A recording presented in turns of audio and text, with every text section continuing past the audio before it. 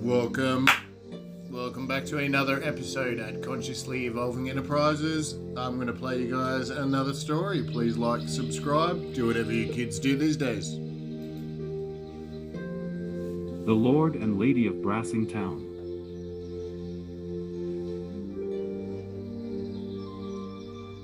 Having a fortified castle in the curve of the lush green mountains of Green Draco Vale, also known as GD Valley, the castle is surrounded by a labyrinth of constructed stone and growing foliage. The castle reflects any light with its glistering white stone blocks stacking high walls and sharp columns, tall thin shafts of polished white stone topped with golden roof tiles. The light reflects across the valley below and subsequently heats the ground below, with the magnified light feeding the soils with rich minerals from above and soaking up the minerals from below, seeping up from the volcanic ashes deep within the hills the foundation is built upon.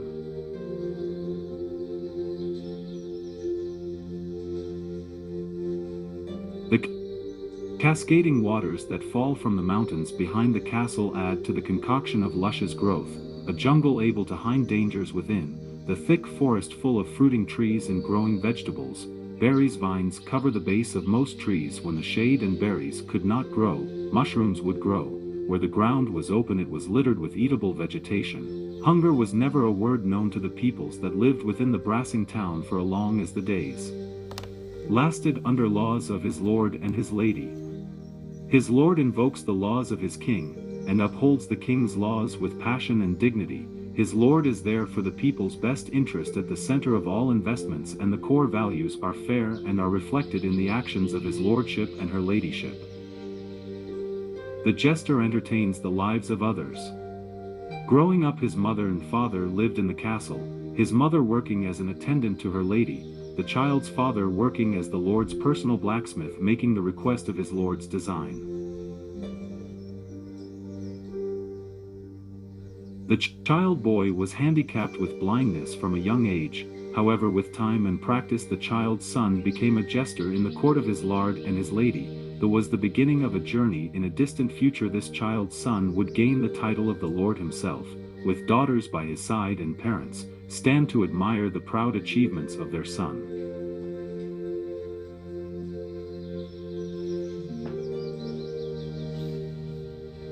The blacksmith for his lord meets his love through natural causes and coincidence. The attendant for Our Lady naturally meet this with mutual romance, and love blossomed and bloomed, and from that pollination, a childling was born. The town of Brassing celebrated the birth of this child for 3 days. This was the cultural tradition for every child born in Brassing Town. The festivals were planned well, and each time went for 3 days, designed by the mothers and fathers of the parents to be. Each festival was individualistic. Love life? Oh yeah.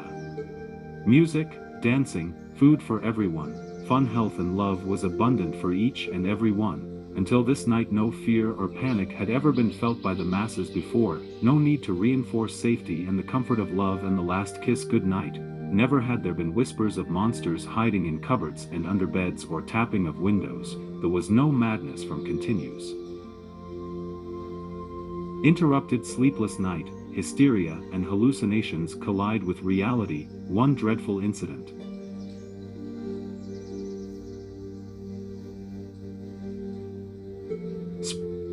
spread this fear throughout. One night, as the childling slept in its crib, tucked in with love and a kiss to sleep and dream of tomorrow, within minutes of putting the childling to rest, what only seemed like seconds to the parents after closing the door, the childling suddenly screams out with pure pain, "Wah, wah," again. "WHHH, WHHH, wah."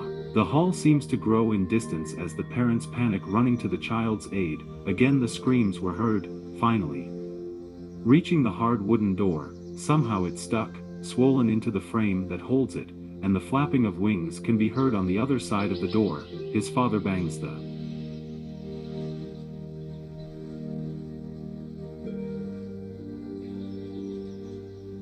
door with his shoulder again and again and again. The sound of a crow cries out.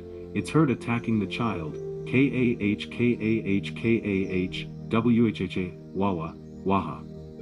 KAH, the parents together use their weight to slam down the door with the strength of panic. As they see a massive black crow flapping over their son. The sound of the door draws the attention of the massive bird. With the crow looks up, the parents are shocked to the crow is hold both eyeballs of their newly born child within in beak. The two beautiful brown eyes of a child harshly and recklessly plucked from the defenseless child's skull. The child lives, acknowledged by a squeal. The parents rush over, the father trying to capture the crow, and the mother yells, "Shoo, shoo, shoo, my baby, shoo." The crow swiftly made away with the eyes in its mouth flying out the window in which it came, fluttering about with muffled cries as it made its escape and avoiding the father's desperate tries to capture it.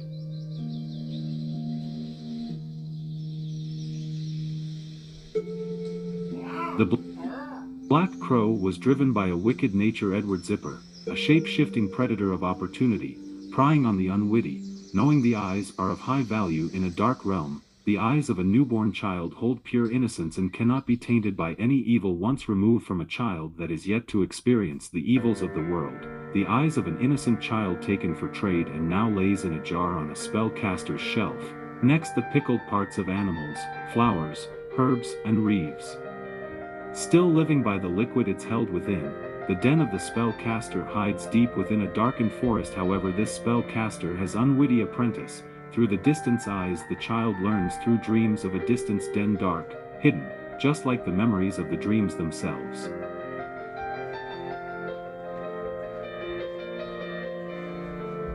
The horrific sight of the crow had all and any type of crow or raven-like bird outlawed within the realms of Green Draco Vale, any type of bird to be captured on sight. However, if any townsperson did see one of these birds, they would usually run in fright, cover their eyes in fear of being plucked out.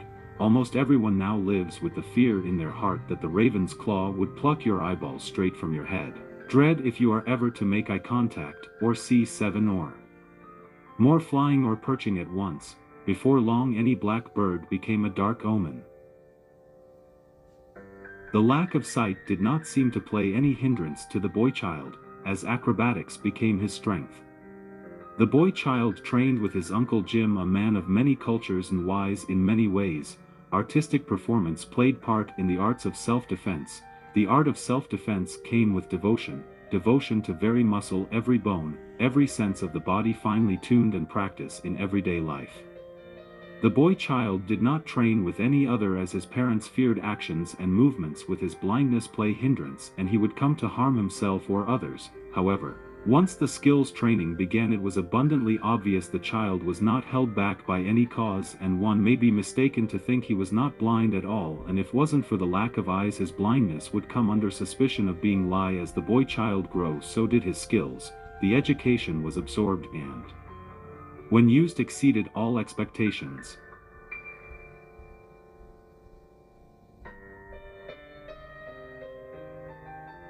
The boy child's abilities to make others laugh through his movements, mime and spoken word, his acrobatics would capture the attention of any onlooker who walked past as he entertained the streets of Brassing Town. Each gathering individual increases the joyful wonder as the audience is entertained with an expression of emotion, dance. Each movement inspires spectators to gasp in awe.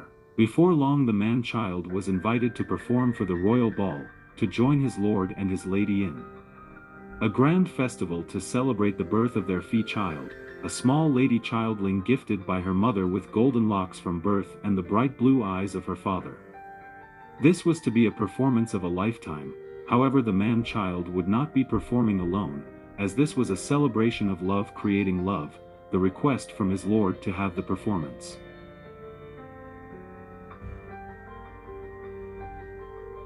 based on two lovers coming together, a reflective performance of volcanic storm colliding with the wild winds of a tornado, the storm lasting for what seemed like hours, and after all was cleared, left in after storm's wake was a newborn island, an island raised from the deep waters below.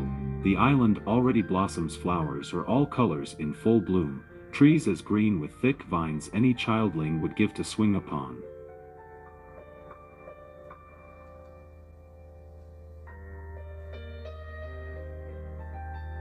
So our blind man man-child was introduced to Anya Travel Steady, the Travel Steady family well known for their circus extravaganza, a show full of illusions of magical wonder, animals of afar from all different places. However, the animals and all their tricks were not the main event.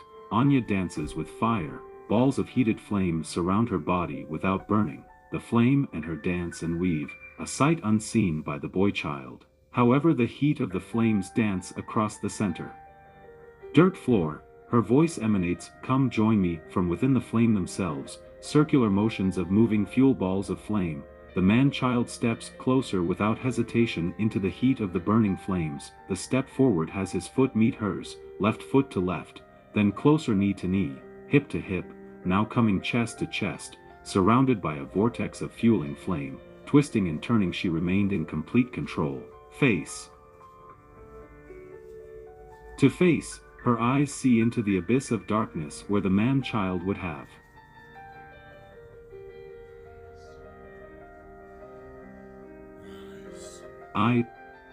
She remained calm, her heartbeat only increased with as her breath did not exhale with shock. She knew who she had just fallen in love with, as so did he. Love had met in this moment. Then the drums of dance begun, boom thud, thud, thud, boom thud, thud, thud, boom thud, thud, thud. The dance of love had begun. For days and nights, the practice and love blossomed, a perfect expression of the Lord's request. It was during this time the man-child added to his entertainment skills, with Anya teaching the man-child how to dance with the flames of fire, to be unburnt by its flame, to the ability breath fire from his mouth in a glorious display resembling a real-life dragon. As her dance so light on her feet, she seemed to glide as she danced with romance. Seductive lust to enslave any fire breath colossi. However, she has chosen this one to bestow her love, displayed in dance. A giant beast falls in love with a tiny little fire bug, and when the waters were flames of love as the amber fall into stars in the sky above an island of purity, luscious growth as the performers' bodies turn from beings of flames to ashes into two bodies coming to one as an island is spawned form their very backs, and the once bodies of ether being now one, an island of living green upon a white stone is the last thing seen on stage. The sounds of nature echoes throughout the large hall magically without speakers or amplifier. Every audience member felt they were within the island jungle itself.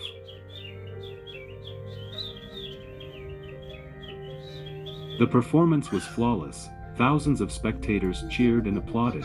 The Lord himself stood in admiration, clapping his hands hard and fast, and his lady also joined in with the standing ovation. No audience member saw the man-child as blind. For that moment there was nothing other than a great performance, no handicap. Fear was only by act and meet with applause, oohs and ahs. No one, even the man-child, was aware that his removed eyes are still live, sat high on a spellcaster shelf.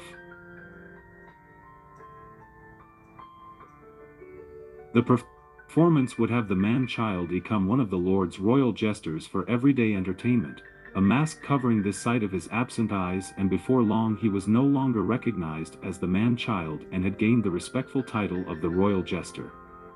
However, the love that had bloomed was not to last, as Anya had to return to her homelands far overseas. The Travelstead family had done exactly that, gone on to steady travel the high seas home, performing on ships as pass. The love grew future in distance and further into a passing memory far back in time, but in their hearts love remained. Thought of one meets the thought of their other as both gaze up at the same sky. Over years, over seas, over distance, the memories remain.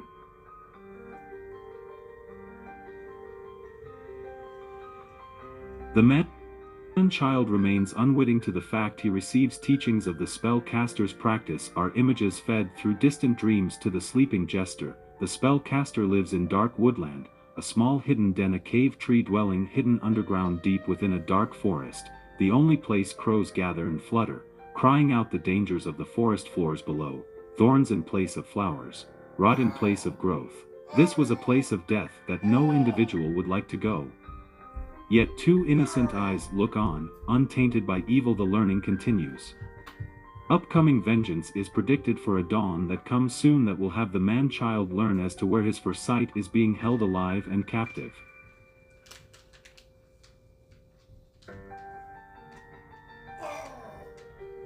One day, like all other days, the jester lays to rest under the harmonious DMT trees.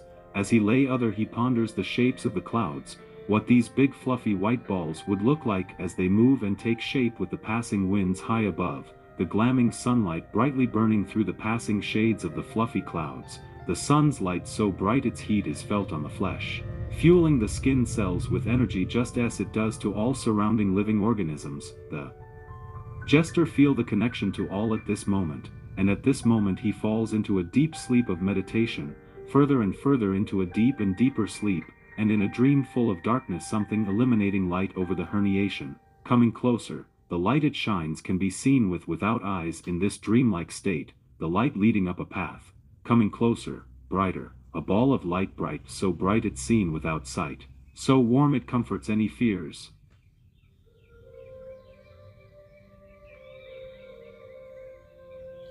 So beautiful any onlooker is drawn to gaze upon what can't not been seen with sight, eliminating love its energy is abundant and free of confinement. On the dirt path below the jester stands and begins to dance, a dance of romance, the brightly burning light replicates, as both dance towards each other, closer and closer, together the weave with the purity of love and light.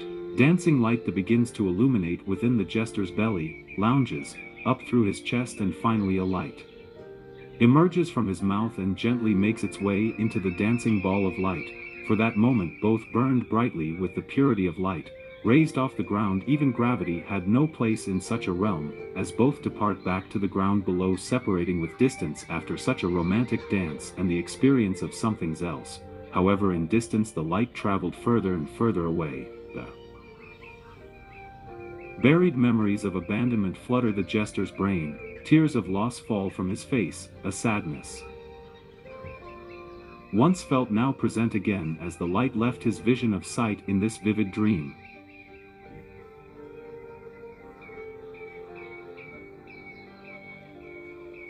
Such emotions stain the brain and must have some cause in reality. The jester ponders on how happiness would ever find again.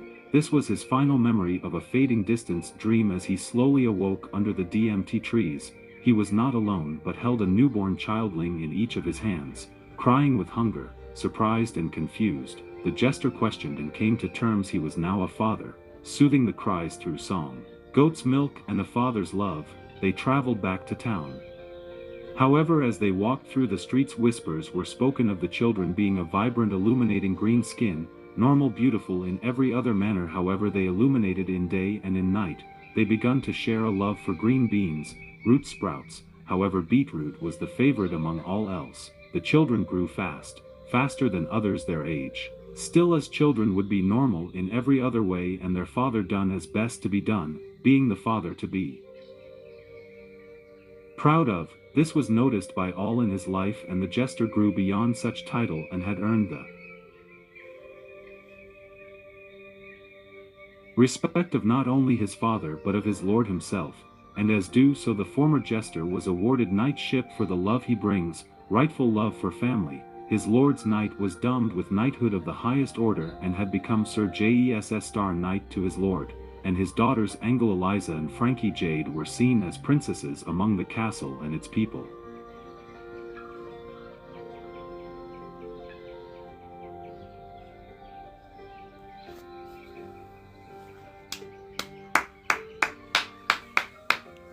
Please like, subscribe, do whatever you kids do these days, and happy Halloween!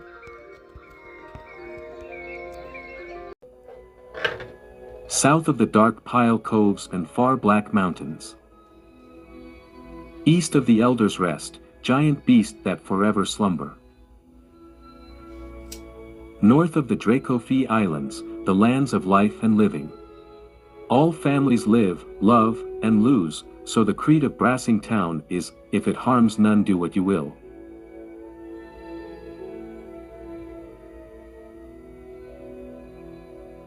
With In the valley a slow-blowing wind carries a mist that is made up of whispering voices from a distant dream. The wind softly carries the mist through the valleys, through the trees, over mountains, and around hills. The voices travel far to come to a castle of white stone. Through a high window the mist rolls in across the floor and toward the bed where Sir Jes Star lay sleeping, dreaming. He tosses and turns in his sleep. The mist comes closer and slowly creeps over the edge of the bed and up and toward his sleeping head. The mist now engulfs him whole. Now he lays still, deep in slumber. The voices of many turn to one, and with a whisper enters his ears, and then through the body, the dream being dreamt is suddenly smothered in gold. Everything, including the light that shines on the skin, turns to pure gold, shining bright and reflecting a golden light so bright the body is bathed in it. The voice whispers with the same purity, with a tone of empathy. The golden light spoke, and with compassionate conviction it naturally motivated and inspired. It said,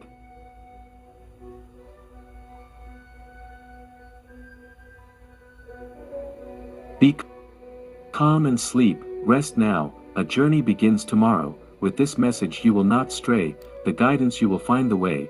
For the longest time I watched without intervention, resistant to assistance. However, a villain grows stronger, and you are the leader to his demise. For your eyes, the eyes of Sir Jes Star, a long-awaited battle awaits. For this I ask for your forgiveness. Forgiveness for what your eyes have seen is beyond my means, beyond my action, beyond my control, beyond my sea of influence. For as long as your eyes have been stolen, I have been aware who had stolen them."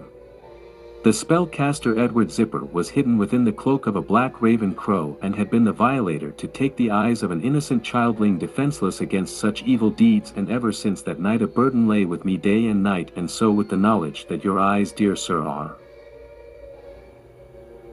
still living, stashed on a spellcaster's shelf, far away, deep inside in dark dangerous forest. Alone they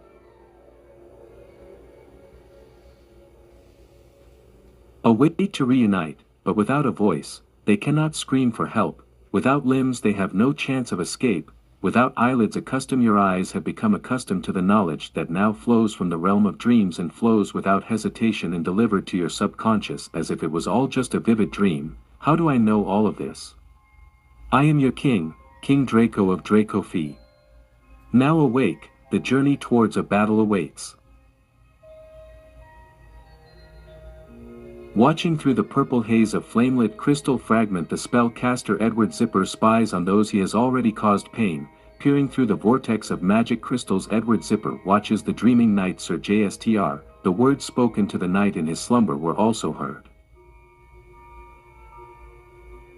by Edward Zipper, and panic begun to consume him. So, for the spellcaster would meet his demise if he ways to stay, and now he had begun to panic, frantic, knowing he must run, leaving his place of casting spells.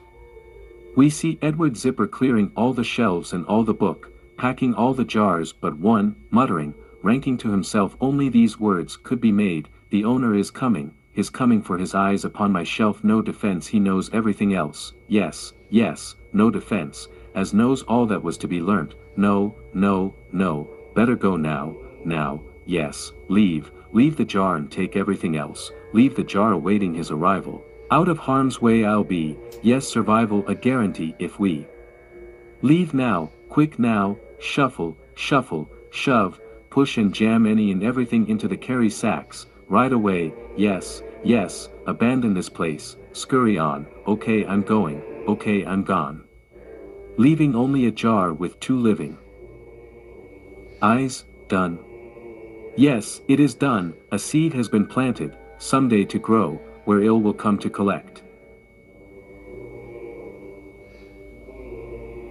the bearing fruits that belong to me. This will be my tree, growing silently, ideas turn to plans, actions now in an unstoppable motion, seeking moments to evolve, and without incident, there will be nothing to solve, for the mystery is an invisible entity, an entity that will be me, more than the Edward Zipper that is now. I will return to collect my fruits as the entity I intend to be.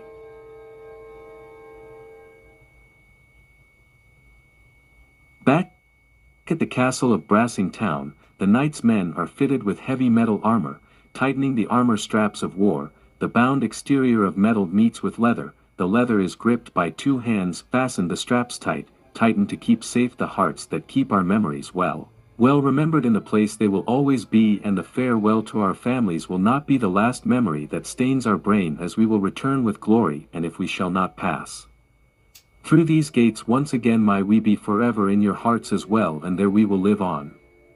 A speech well said, as he the knights far the faces far well.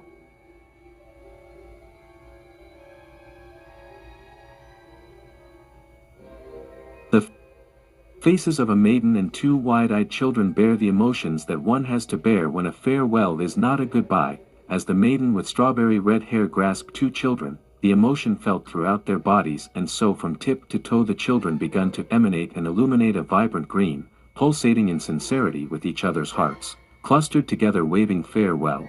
The tears that fell from the children's eyes not only glows as it welts up and falls the ground below, with every tear that touched the ground below, it was quickly absorbed by dehydrated surface, and from every drop green would emerge. From small clumps of moss each drop had the potential to grow, each teardrop would emerge gardens of all shades of green. From a floor-based collective of vibrant green foliage, a patch of green could and would grow tall thick vines that in time harden and build on top of each other, reaching high into the sky. More moss falls from these giant tree-like vines, causing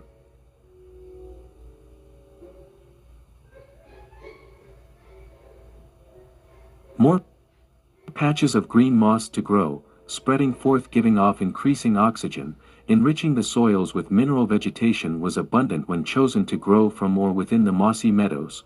Not all see the gift and fear what they do not know, and such unnatural organics with sudden growth and abundance not only comes with questions from such unwitting individuals, but also violence and commotion turn to war, and wars turn to destruction, and the deaths of nations, division caused from such gifts of endless giving, deaths beyond description, the victors pushing back the enemy. A decreasing army of fading souls are pushed back into the dark mountains, pushed back and deep below, a place where no plant would emerge, no green, no life of giving, barren of living, for nothing has the chance to grow. Poison above and below, every step forward caused the air to fill was a thick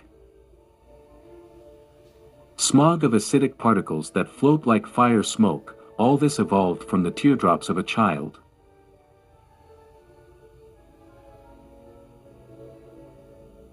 A vision that comes to Sir Jstr, as he turns his head at the end of the path to signal a final send-off. The vision of his children in a possible future comes and goes like any other daydream would, and after his following statement, spoken in a deep husky voice that cracks with emotional tones, he states, "I see my children crying tears that glow with a green of sunlit grass." Jstr turns slowly on his tall, strong brown and black staling horse, clicks his horse to buck, reaching up high before galloping off onto the distance.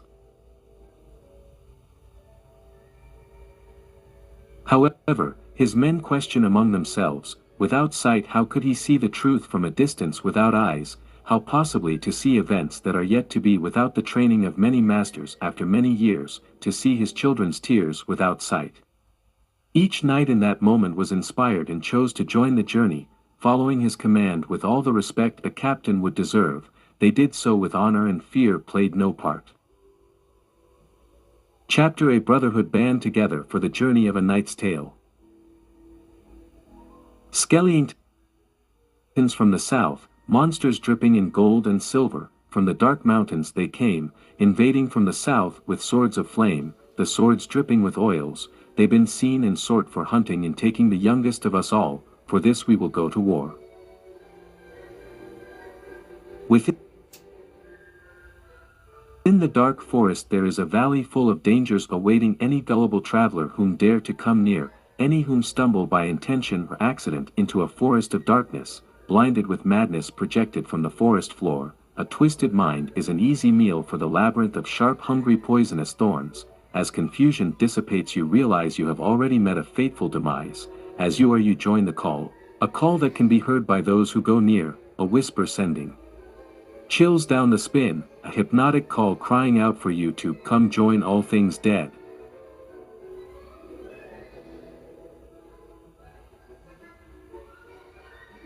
Black, musky, dank, damp and full of despair. The creek running through it could only resemble fecal matter. In the middle of the thorned labyrinth of bad omens there was a small hut, built into and under a very old and very dead vempran tree. Maybe this one is the last of its kind still standing as evidence that it ever existed. However, under the tree bad things happen. The memories of pain and torment stain every fiber and atom that create this place of hate, rear and raw, festering. Beneath, above, a willing vengeance to infect everything we know, to hold dear. Inside the dark moist slimed cover doors a vast space has been dug out, with many shelves, daws, jars, books, assorted random animal parts some made into arts and craft pieces. Among all the dust and web-covered shelving behind a pickled jar of worms and left to a fermented cat's tongue lay a jar with two bright eyes looking on. The hands of the spell-caster Edward Zipper reach up and in gripping the jar, pulling it forward and down off the shelf, quickly covered with cloth and put out onto the entryway of his own hut, as he himself and all that he could carry made an escape through a dug-out tunnel that lead to a lake where a raft awaits his quick escape. The dark forest, so full of hate and despair, wasn't always this way. Once abundant fields and valleys of endless green, a change so dramatic it comes with a story of its own that must be told, a bedtime story, a pre-warning. This is a place for a person to be. Its history starts as a simple meadow, water holes, foliage covers all that can be seen, the grass waves with breeze, and at this time it seemed nothing could be easier than living in such a place of calm and tranquility. Life flew, swung and crawled, lived and passed, becoming the soil and the grass and once again life for living, and this was all there was to be, a cycle of living, fruits from the tree of life. Until this life was suddenly interrupted, put into a halt to the meadow and all that harbored within its greens, caves, under trees. The putrid fester of hate had taken hold. It spreads with poison's infestation, and any in its way will become a part of its evolution, spreading so quick there was no chance for revolt, nor revolution. The abrupt devastation left no living thing alive, all turned to black rotting roots, black shards of violent rock, dark dust particles that float upon the air that are now poisonous to anything that comes into contact. The former meadow gave strength to an evil, heavy, dark, dangerous.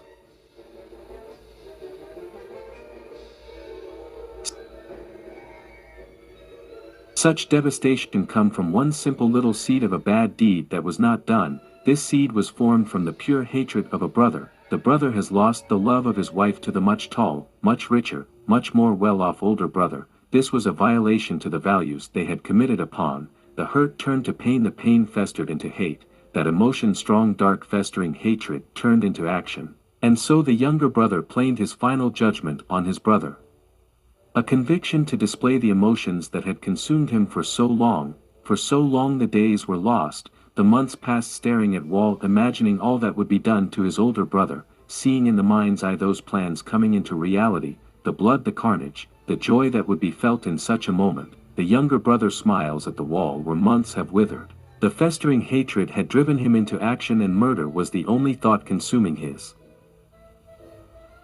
every thought, his existence a motivation for justice, vengeance for the broken mind, revenge for the shattered heart, retribution for the tolling pain that has tormented the body of your younger brother. On a night dark and cold, the younger brother stalks his older brother and wife, glaring from behind corners, bushes, and shrubs. Lurking within the shadows he remains unnoticed, undetected, watching with violent thoughts. The younger brother stood behind a bush awaiting his opportunity. As the couple walked closer, the younger brother gripped his weapon tight. Closer they came. Clenching the handle of his blade, he twists his hands each way, gripping tighter, closer, just a step away. All the hate festers to the surface, boiling his blood with red pulsating veins. Muscles fueled with adrenaline, the body tenses up, raising the blade ready to strike with all the emotions that had been felt. As the younger brother stepped out of the shadows and stood into the light, the moment his older brother would turn, and so would his former wife, and that the moment time would slow, as the younger brother would see a pregnant belly, a child within his former lover, life, innocent, yet to be born so vulnerable. Suddenly all the festering hate left the younger brother's body. Within a moment all that was felt had been lifted, floating off into the night's air.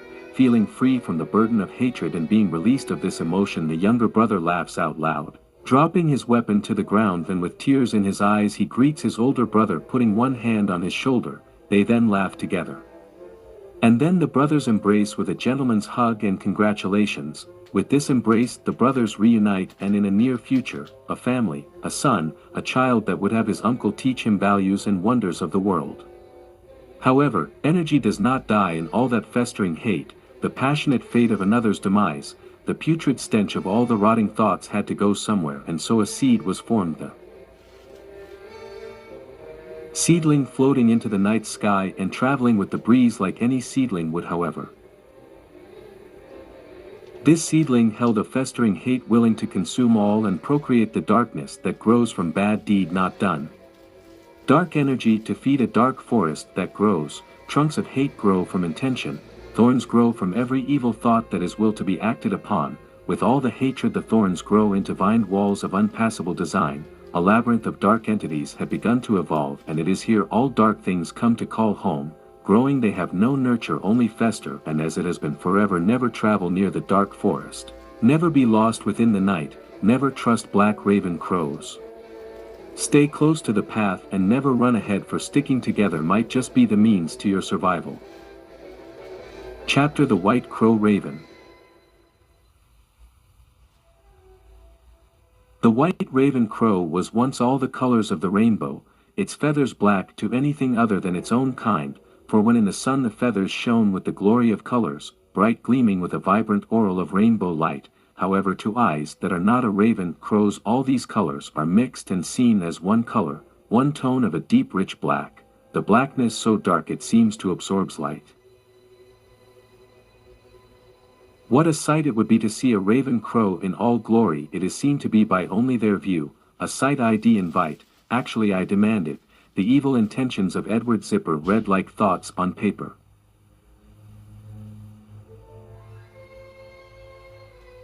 A recently matured raven crow sits perched on a branch, his freshly matured feathers glimmering the reflective sunbeams that warms his bones, wings spreading out wide. Feather they reach today, larger they will grow, open wide soaking up the rays of day's first light, only moments before taking flight now, fruit or worm, dam or meadow.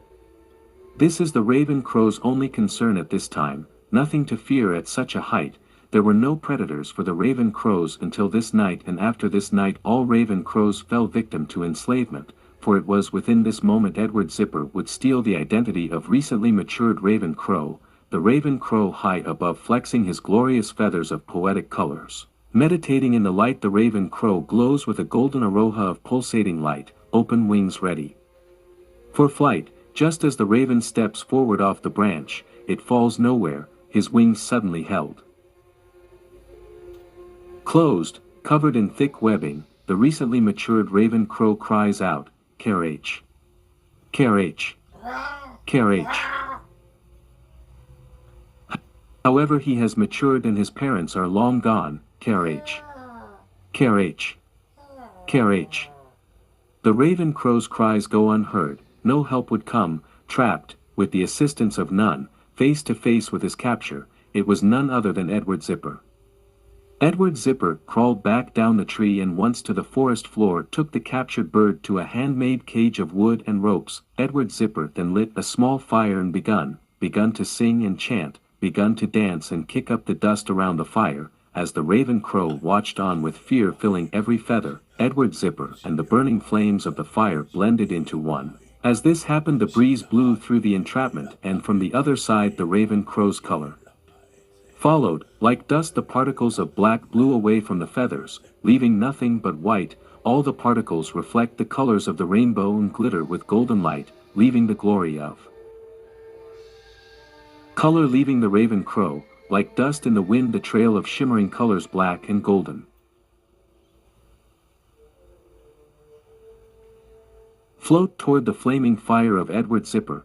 Once the very last particle of the raven crow's color had been removed, they and Edward Zipper joined as one. the stolen colors used as a mystical cloak that allows him to see as a raven crow would, to flew as a raven crow would fly, to be unseen by that we prey upon. He has all the this plus one spell to keep a hold of the Raven Crow collective. The ability his has at his demand the Raven Crow and all they poses in abilities.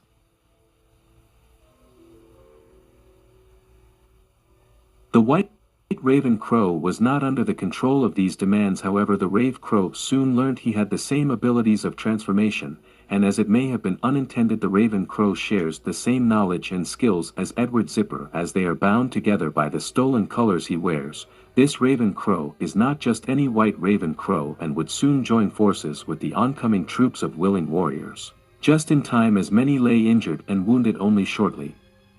After their journey had begun, the White Raven Crow would become a sight and symbol of great significance.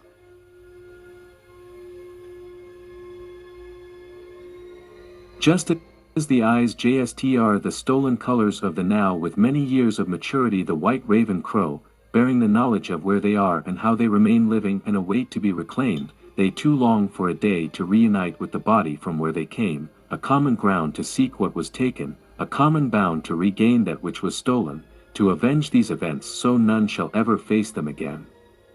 The two would soon meet on the edges of the dark forest where the spellcaster is hidden, deep inside a valley of walled thorns and a labyrinth of death, and there at its center the dwellings of Edward Zipper. The White Crow sat upon a perch, nested in a bundle of leaves, the sun beaming brightly directly above the tree. The leaves of the DMTE trees give shade to white-feathered bird.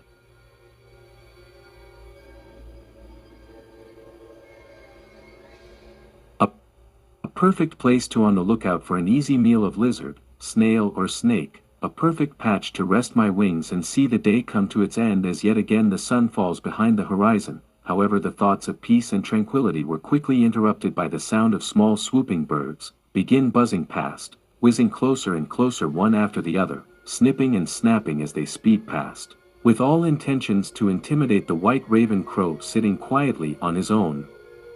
Faster they zip past, snapping at the Raven Crow's feathers. Still the White Raven Crow remains still unfazed. Zoom, zoom, then boom, suddenly the White Raven Crow lunges up into the with just the power of a jump. His wings didn't move as he jumps up and snaps one of the little zippy birds midair, gripping the small bird tight with his claws. The small bird cries out for its buddies, swerk, tweet, swerk, tweet, tweet, swerk. The White Raven Crow squeezes even tighter. Its buddies watch from afar with terror. The White Raven Crow cries out with one dominating carriage.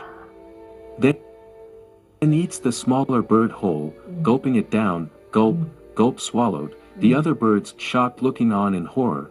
They all then begun swarming together, banging into each other. Lost feathers fall behind as they rush to escape in a hurry to get far, far away. The White Raven Crow then sit back down into his perfect spot and ready for his slumber. But this was not be his rest would not be allowed as a thundering sound came vibrating up from the ground. Not storm in sight. This thunder was that of a horse stampede, a small band of horse coming closer, and from the White Raven Crow's eyes we see these horse are not alone, but are carrying bears encased inside of a protective metal skin, sharp sticks with metal tips, tall thin trees with only one leaf that has a marking drawn of its surface. The leaf is large and blows with the breeze, as if it was thinner than a frog's skin. Curiosity has the White Raven Crow engaged as the band of metal protected bears come barraging in on a horde of enslaved beasts of the forest. These bears did not have the normal hair a bear would have. They spoke with words a bear has never spoken. They were metal like no other bear seen before. These are not bears at all, but humanoids. I had heard stories of these beings, the Raven Crow whispered to himself as he spectated from his perch above. As the Raven Crow stares with questioning eyes, tilting his white feathered head side to side, checking all other surroundings and then back to view these strange beings on the edge of the dark forest, among the unknown group of beings barking at each other, but one being stayed quite observant, listening to his surrounds. Calmness felt as his feet hit the ground. Noticeably all barking stopped and so did all other noises. Zip, zip, zip. Dark shadows of Black Raven Crows begins. To cover the skies, JSTR, we are under attack. Just as this was said, large black birds started to glide past above, at first one or two strays zipping past, then suddenly a vast legion emerges, a dense dark mass of flocking black birds in motion. The horde is more than a murder of raven crows. This will be a carnage of the soul, as thousands of large black birds fill and consume the skies above. So many darkness fell upon the lands as even light had vanished within the abundance of impending doom of large black raven crow. Without further warning, the raven crow begin to fall in the hundreds, falling with intention, dive bombing straight down onto the knight's man below, swooping with deathly conviction. Once sighted and aimed, neither had a chance for survival, beaks like arrowheads, speeding down with velocity, the metal armor useless against such unseen forces of darkness. The black raven crow birds in their element, swooped, dived and drove the beaks into armor. Fleshly necks, ribbed wrapped hearts. JSTR crying out to all his men, seek shelter, use your shield to cover your head, guard your body with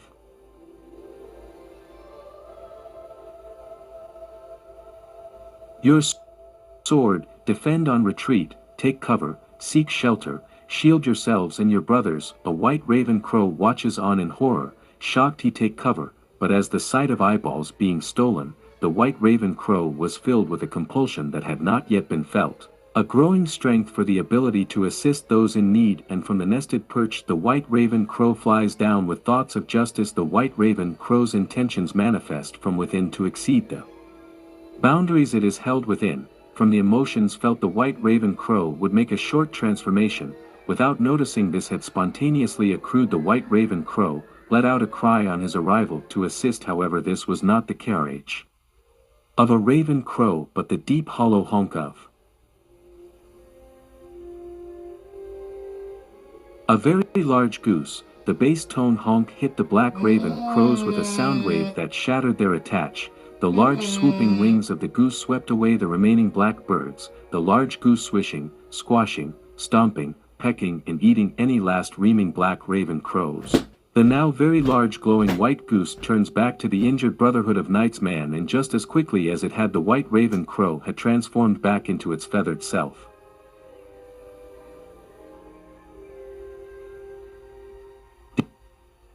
The assistants had saved the lives of the Knight's man, including the life of their Capitan JSTR. However, after the invasion and the man took into account the injuries, and it would seem it was an intention act to steal almost every eyeball in the attack, suffering the pain of having clues digging deep into the skull of the unwitting, unknowing they attack our men, their eyes plucked with vengeance without remorse. After the attack, any and all of the Knight's man would be robbed of their eyes, just as JSTR was so long ago. As the man and JSTR gather themselves and begin to heal the wounded, a pure white raven crow had begun to come close to the camp of wounded healing Knight's men. It was not food it desired, nor was it water. Again and again seen watching from afar, the white raven crow slowly gaining the confidence to come closer.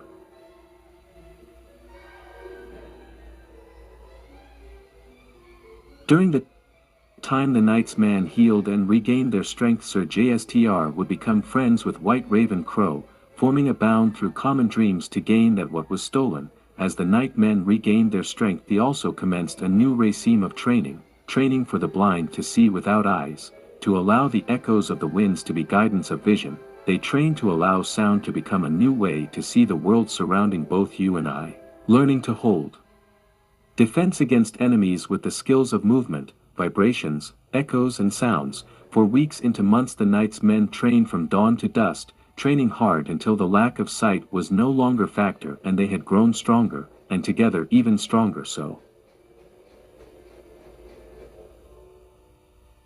this dawning day brings the light to start a mission to hunt down Edward Zipper the spellcaster, captured for justice or for death. We will succeed, and after this day, no one and nothing, not one heart, leaf or grain of sand, will even fall victim to his evil ways again.